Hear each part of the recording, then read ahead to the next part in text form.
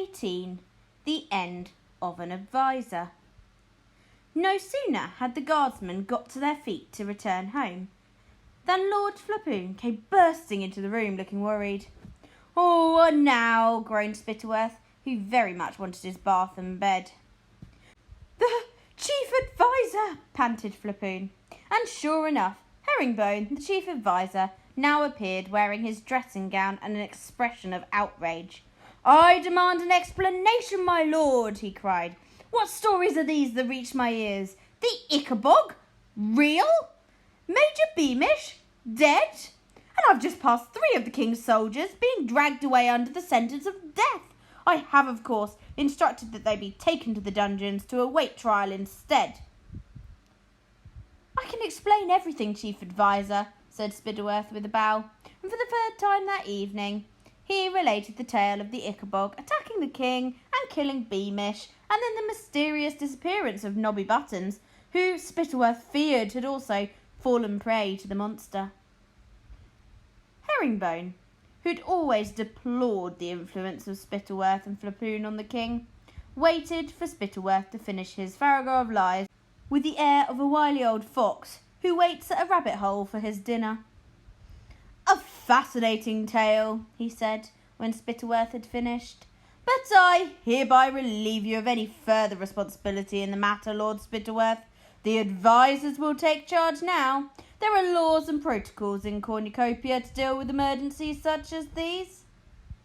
Firstly, the men in the dungeons will be given a proper trial, so that we can hear the versions of events. Secondly, the lists of the king's soldiers must be searched to find the family of this Nobby Buttons and inform them of his death.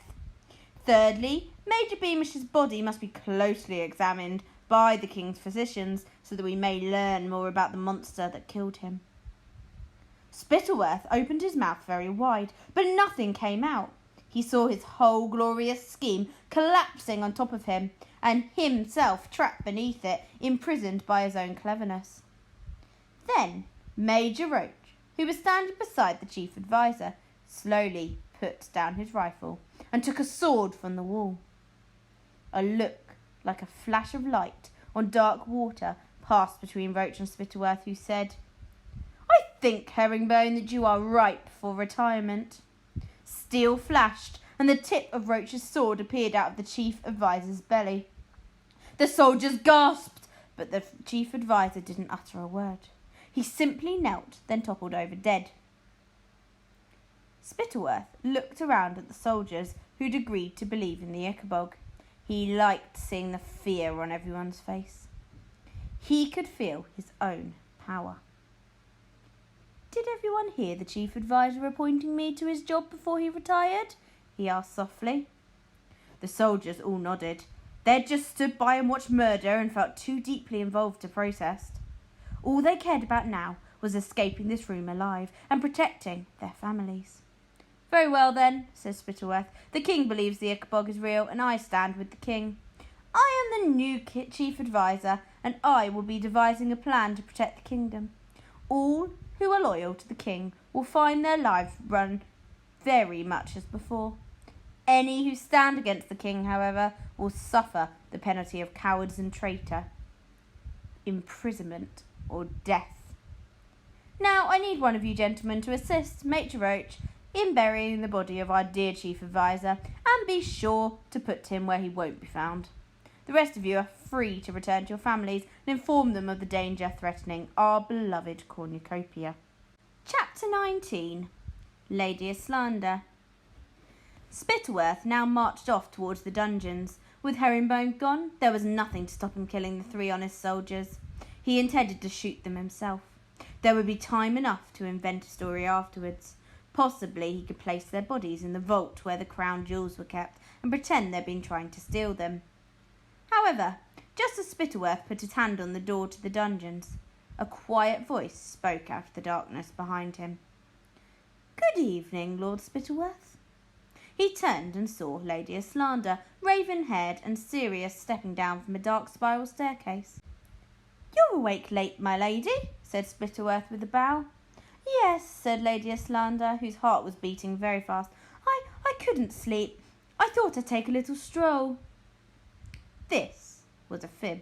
In fact, Slander had been fast asleep in her bed when she was woken up by a frantic knocking on her bedroom door. Opening it, she found Hetty standing there, the maid who'd served Spittleworth his wine and heard the lies about Nobby Buttons. Hetty had been so curious about what Spittleworth was up to after his story about Nobby Buttons that she crept along to the guard's room and, by pressing her ear to the door, heard everything that was going on inside. Hetty ran and hid when the 3 honest soldiers were dragged away, then sped upstairs to wake Lady Slander. She wanted to help the men who were about to be shot. The maid had no idea that Slander was secretly in love with Captain Goodfellow. She simply liked Lady Slander best of all the ladies at court, and knew her to be kind and clever. Lady Slander hastily pressed some gold into Hetty's hand and advised her to leave the palace that night, because she was afraid the maid now might be in grave danger.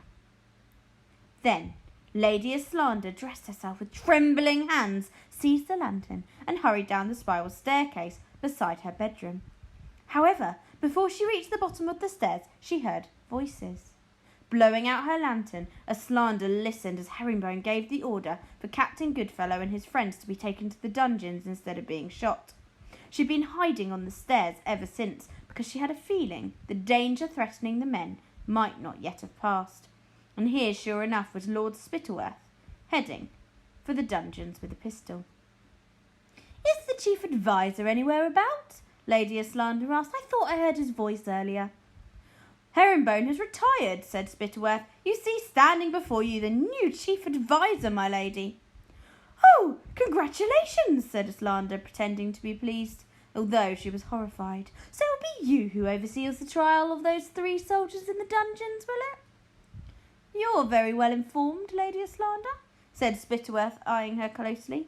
"How did you know there were 3 soldiers in the dungeons?" "I happened to hear Herringbone mention them," said Lady Slander. "They're well-respected men, it seems. He was saying how important it will be for them to have a trial, a fair trial. I know that King Fred will agree, because he cares deeply about his own popularity, as he should, for if a king is to be effective, he must be loved." Lady Slander did a good job of pretending that she was only thinking of the king's popularity, and I think 9 out of 10 people would have believed her. Unfortunately, Spittleworth heard the tremor in her voice and suspected that she must be in love with one of these men to hurry downstairs in the dead of night in hope of saving their lives. "I wonder," he said, watching her closely, "which of them is whom you care so much about?" Lady Slander would have stopped herself blushing if she could, but unfortunately she couldn't. "I don't think it could be Ogden," mused Spittleworth, "because he's a very plain man, and in any case he already has a wife. Might it be Wagstaff? He's an amusing fellow, but prone to boils." "No," said Lord Spittleworth softly. "I think it must be handsome Captain Goodfellow who makes you blush, Lady Slander. But would you really stoop so low? His parents were cheesemakers, you know." "It makes no difference to me whether a man is a cheesemaker or a king, so long as he behaves with honour," said Slander. "And the king will be dishonoured if those soldiers are shot without trial, so I'll tell him when he wakes." Lady Slander then turned trembling and climbed the spiral staircase. She had no idea whether she had said enough to save the soldiers' lives, so she spent a sleepless night. Spittleworth remained standing in the chilly passage until his feet were so cold he could barely feel them. He was trying to decide what to do. On the one hand, he really did want to get rid of these soldiers, who knew far too much. On the other, he feared Lady Slander was right. People would blame the king if the men were shot without trial. Then Fred would be angry at Spittleworth and might even take the job of chief adviser away from him. If that happened, all the dreams of power and riches that Spittleworth had enjoyed on the journey back from the marshlands would be dashed. So Spittleworth turned away from the dungeon door and headed to his bed. He was deeply offended by the idea that Lady Slander, whom he had once hoped to marry, preferred the son of cheesemakers. As he blew out his candle, Spittleworth decided that she would pay one day for that insult. Chapter 20. Medals for Beamish and Buttons. When King Fred awoke next morning and was informed that his chief adviser had retired at this critical moment in the country's history, he was furious. It came as a great relief to know that Lord Spittleworth would be taking over, because Fred knew that Spittleworth understood the grave danger facing the kingdom. Though feeling safer now that he was back in his palace, with its high walls and cannon-mounted turrets, its portcullis and its moat, Fred was unable to shake off the shock of his trip. He stayed shut up in his private apartments and had all of his meals brought to him on golden trays. Instead of going hunting, he paced up and down on his thick carpets, reliving his awful adventure in the north and meeting only his two best friends, who were careful to keep his fears alive. On the third day after their return from the marshlands, Spittleworth entered the king's private apartment with a sombre face and announced that the soldiers who had been sent back to the marsh to find out what happened to Private Nobby Buttons had discovered nothing but his blood-stained shoes, a single horseshoe, and a few well-gnawed bones. The king turned white and sat down hard on a satin sofa. "Oh, how dreadful, how dreadful! Private Buttons! Remind me which one was he?" "Young man, Freckles, only son of a widowed mother," said Spittleworth, "the newest recruit to the Royal Guard, and such a promising boy." "Tragic, really, and the worst of it is, between Beamish and Buttons, the Ickabog has developed a taste for human flesh, precisely as your Majesty predicted. It is really astonishing, if I may say so, how your Majesty grasped the danger from the first." But what is to be done, Spittleworth, if the monster is hungry for more human prey?" "Leave it all to me, your Majesty," said Spittleworth soothingly. "I'm chief adviser, you know, and I'm at work day and night to keep the kingdom safe." "I'm so glad Herringborough appointed you as his successor, Spittleworth," said Fred. "What would I do without you?" "Tish pish, your Majesty, 'tis an honour to serve such gracious a king.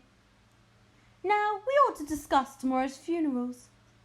We're intending to bury what's left of Buttons, next to Major Beamish.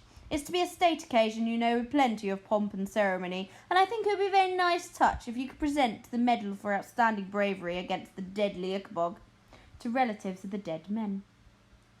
"Oh, is there a medal?" said Fred. "Oh, certainly there is, sire, and that reminds you, you haven't received your own yet." From an inner pocket, Spittleworth pulled out a most gorgeous gold medal, almost as large as a saucer. Embossed upon the medal was a monster with gleaming ruby eyes, which was being fought by a handsome, muscular man wearing a crown. The whole thing was suspended from a scarlet velvet ribbon. "Mine?" said the king, wide-eyed. "But of course, sire," said Spittleworth. "Did your Majesty not plunge your sword into the monster's loathsome neck? We all remember it happening, sire." King Fred fingered the heavy gold metal. Though he said nothing, he was undergoing a silent struggle. Fred's honesty had piped up in a small, clear voice. "It didn't happen like that. You know it didn't. You saw the Ickabog in the fog, you dropped your sword and you ran away. You never stabbed it, you were never near enough." But Fred's cowardice blustered louder than his honesty. "You've already agreed with Spittleworth that that's what's happened. What a fool you'd look if you had admit you run away." And Fred's vanity spoke loudest of all. "After all, I was the one who led the hunt for the Ickabog. I was the one who saw it first. I deserve this medal, and it will stand out beautifully against that black funeral suit." So Fred said, "Yes, Spittleworth, it will happen just as you said. Naturally, one doesn't like to boast." "Your Majesty's modesty is legendary," said Spittleworth, bowing low to hide his smirk. The following day was declared a national day of mourning in honour of the Ickabog's victims. Crowds lined the streets to watch Major Beamish and Private Buttons' coffins pass on wagons drawn by black horses. King Fred rode behind the coffins on a jet-black horse, with the medal for outstanding bravery against the deadly Ickabog bouncing on his chest and reflecting the sunlight so brightly that it hurt the eyes of the crowd. Behind the king walked Mrs. Beamish and Bert, who also dressed in black, and behind them came a howling old woman in a ginger wig, who had been introduced to them as Mrs. Buttons, Nobby's mother. "Oh, my Nobby," she wailed as she walked. "Oh, down with the awful Ickabog who killed my poor Nobby!" The coffins were lowered into the graves and the national anthem was played by the king's buglers. Button's coffin was particularly heavy because it had been filled with bricks. The odd-looking Mrs. Buttons wailed and cursed the Ickabog again, while 10 sweating men lowered her son's coffin into the ground.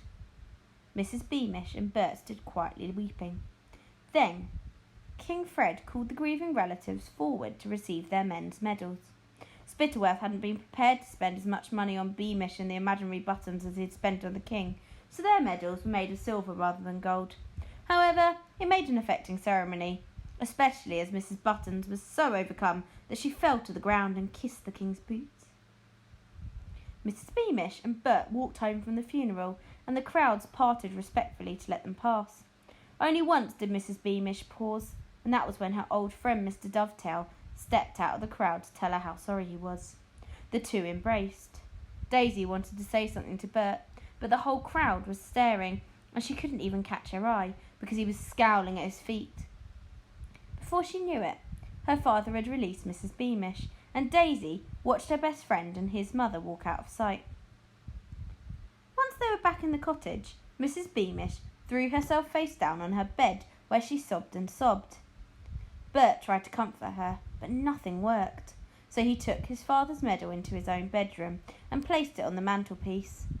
Only when he stood back to look at it did he realise that he had placed his father's medal right beside the wooden Ickabog that Mr. Dovetail had carved for him so long ago. Until this moment, Bert hadn't connected the toy Ickabog with the way that his father had died. Now he lifted the wooden model from its shelf, placed it onto the floor, picked up a poker and smashed the toy Ickabog to splinters. Then he picked up the remnants of the shattered toy and threw them into the fire. As he watched the flames leap higher and higher, he vowed that one day, when he was old enough, he'd hunt down the Ickabog and revenge himself upon the monster that had killed his father. Chapter 21. Professor Frauda. The morning after the funerals, Spittleworth knocked on the door of the king's apartment again and entered, carrying a lot of scrolls, which he let fall onto the table where the king sat. "Spittleworth," said Fred, who was still wearing his medal for outstanding bravery against the deadly Ickabog, and had dressed in a scarlet suit, the better to show it off. "These cakes aren't as good as usual." "Oh, I'm sorry to hear that, your majesty," said Spittleworth. "I thought it right for the widow Beamish to take a few days off work. These are the work of the under-pastry chef." "Well, they're chewy," said Fred, dropping half his folderol fancy back onto his plate. "And what are all these scrolls?" "These, sire, are suggestions for improving the kingdom's defences against the Ickabog," said Spittleworth. "Excellent, excellent," said King Fred, moving the cakes and the teapot aside to make more room as Spittleworth pulled up a chair. "The first thing to be done, your majesty, was to find out as much as we could about the Ickabog itself, the better to discover how to defeat it." "Well, yes, but how, Spittleworth? The monster is a mystery. Everyone's thought it a fantasy all these years." "That, forgive me, is where your majesty is wrong," said Spittleworth. "By dint of ceaseless searching, I've managed to find the foremost Ickabog expert in all the cornucopia. Lord Flapoon is waiting with him in the hall, with your majesty's permission." Bring him in, do," said Fred excitedly. So Spittleworth left the room and returned shortly afterwards with Lord Flapoon and a little old man with snowy white hair and spectacles so thick that his eyes had vanished almost into nothingness. "This, sire, is Professor Frauda," said Flapoon as the mole-like little man made a deep bow to the king. "What he doesn't know about Ickabogs isn't worth knowing." "And how is it that I've never heard of you before, Professor Frauda?" asked the king, who was thinking that if he'd known the Ickabog was real enough to have its own expert, he'd have never gone looking for it in the first place. "I live a retired life, your majesty," said Professor Frauda with a second bow. "So few people believe in the Ickabog that I've formed the habit of keeping my knowledge to myself." King Fred was satisfied with this answer, which was no relief to Spittleworth, because Professor Frauda was no more real than Private Nobby Buttons, or indeed old Widow Buttons in her ginger wig, who'd howled at Nobby's funeral. The truth was that beneath the wigs and the glasses, Professor Frauda and Widow's Buttons were the same person, Lord Spittleworth's butler, who was called Otto Scrumble, and looked after Lord Spittleworth's estate while he lived at the palace. Like his master, Scrumble would do anything for gold, and had agreed to impersonate both the widow and the professor for 100 ducats. "So what can you tell us about the Ickabog?" Professor Frauda asked the king. Well then, let's see," said the pretend professor, who'd been told by Spittleworth what he ought to say. "It's as tall as 2 horses. "If not taller," interrupted Fred, whose nightmares had featured a gigantic Ickabog ever since he'd returned from the marshlands. "If, as your majesty says, not taller," agreed Frauda. "I should estimate that a medium-sized Ickabog would be as tall as 2 horses, whereas a large specimen might reach the size of, 2 elephants?" suggested the king. "2 elephants," agreed Frauda, "and with eyes like lamps." "Or glowing balls of fire," suggested the king. "The very image I was about to employ, sire," said Frauda.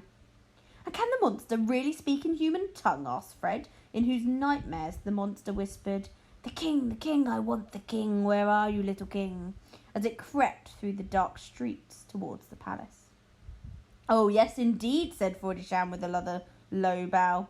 "We believe that the Ickabog learnt to speak human by taking people prisoner, before disemboweling and eating its victims. We believe it forces them to give it English lessons." "Suffering sakes, what savagery!" whispered Fred, who turned very pale. "Moreover," said Frauda, "the Ickabog has a long and vengeful memory. If outwitted by a victim, as you outwitted it, sire, by escaping its deadly clutches, it has sometimes sneaked out of the marsh under the cover of darkness and claimed its victim while he or she slept." Whiter than the snowy icing on his half-eaten Folderall fancy, Fred croaked, "What's to be done? I'm doomed!" "Nonsense, your majesty," said Spittleworth bracingly. "I've devised a whole raft of measures for your protection." So saying, Spittleworth took hold of one of the scrolls he had brought with him and unrolled it. There, covering most of the table, was a coloured picture of a monster that resembled a dragon. It was huge and ugly, with thick black scales, gleaming white eyes, a tail that ended in a poisonous spike, a fanged mouth large enough to swallow a man, and long, razor-sharp claws.